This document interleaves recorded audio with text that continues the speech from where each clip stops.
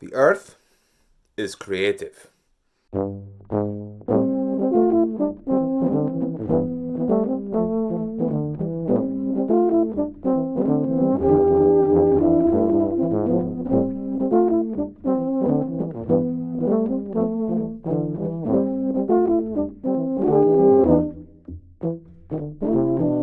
So in the last video, we went over historical creativity and personal creativity. And through that we learned how creativity is really more of a skill than it is something that is blessed upon you. But it goes a little bit deeper than that. It's really not like a specific skill, but a broad skill, kind of like intelligence. And what this means is that creativity is grounded in human capabilities and that everyone is creative to some degree. Yes, we get it. Fine, you can stop talking about it. Anyone can be creative at any time. Well, not really. It's more complicated than that. To be truly creative, you really need to be an expert at what you're doing. And usually, creativity and expertise go hand in hand. So the more of an expert you are, the more impressive your creative ideas will be. And to be an expert in something, it usually takes years and years of technical practice. Now, just wait. In the last video, you said anyone could be creative, and anyone could practice their personal creativity. But now you're saying only experts can be creative. Which one is it? Tell me. Well, again, it's a little bit of both. Let's take a new musician, for instance, who just learned 5 notes. And while they only know 5 notes, they can still create a melody using those 5 notes. You might not say that they are an expert musician, but they are an expert at those 5 notes. They know how those notes work. And on top of that, and by creating a melody of only 5 notes, they are going to become more of an expert because they're going to understand those 5 notes at a deeper level than someone who did not create a melody using those 5 notes. And if a starting musician makes a melody out of 5 notes, you're not going to look at them and say, well, you're not that creative because you didn't write Beethoven's Ninth Symphony. That's absurd. That 5 note melody is still creative, it's just not as impressive as Beethoven's Ninth Symphony. Keep in mind that expertise is a spectrum. You can be an expert in a specific pocket of information of a field of study.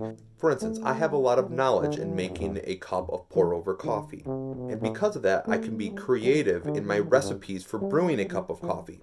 However, that is only a pocket of knowledge in coffee making. No one would look at me and say, wow, you are an expert barista.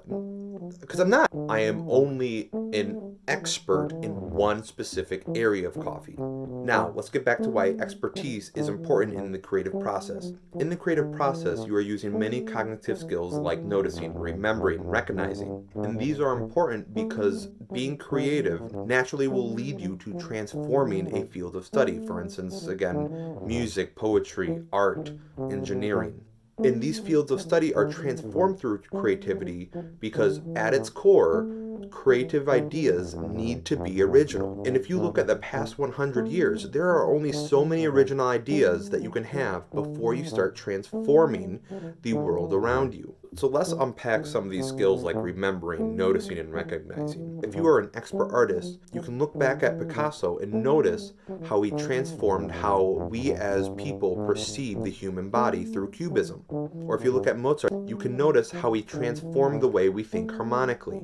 And noticing how those artists transformed those fields, or how those engineers transformed how cars are made, you can remember that and then you can build off of that.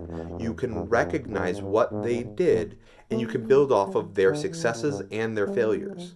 Now, this comes back to expertise. Remember, expertise involves long periods of practicing technical abilities. And by practicing these technical abilities for long periods of time, you are learning how your field of study interacts with the world. And throughout that process, you are starting to make connections with the world around you. And those connections might be seemingly unrelated. We call those abstract connections. By recognizing these abstract connections, you are going to be more likely to come up with an original idea. And because you have the expertise, you are going to be more likely to make abstract connections. And through your expert knowledge, you would be able to recognize whether an idea and through your expert knowledge, you would be able to recognize whether an idea is truly valuable. I think one of the greatest examples is looking at Einstein's theory of relativity. This theory transformed how we view the world. And it is theoretically possible that a janitor came up with a theory of relativity months before Einstein did. However, that janitor could not recognize how important it is because he or she did not have that expertise. And because they didn't have that expertise, they couldn't act in a creative manner. I think a more likely situation is to think of a physicist hundreds of years before Einstein and how they might have come up with the theory of relativity. However, they didn't have the history to look back at. They also didn't have the world connections to make, and they weren't able to recognize how important this theory is. Again, it really sounds like only experts can be creative. Well, you really have to keep in mind two things. One, that expertise is a spectrum, it's not a concrete point.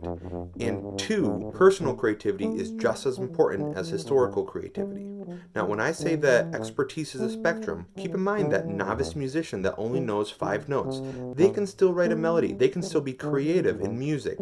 They only have a pocket of expertise though. And because they only have a pocket of expertise, they are not going to be able to create a creative idea that's as impressive as someone who knows more about music. And now let's look at personal creativity through the lens of Mozart. Mozart revolutionized the world of music. He was considered the expert at the time. What he did was absolutely astonishing. And on that same point, if a novice or journeyman musician comes up with the same ideas as Mozart, that doesn't mean that they aren't creative. It just means that they're not historically creative. They are still being an expert in what they know.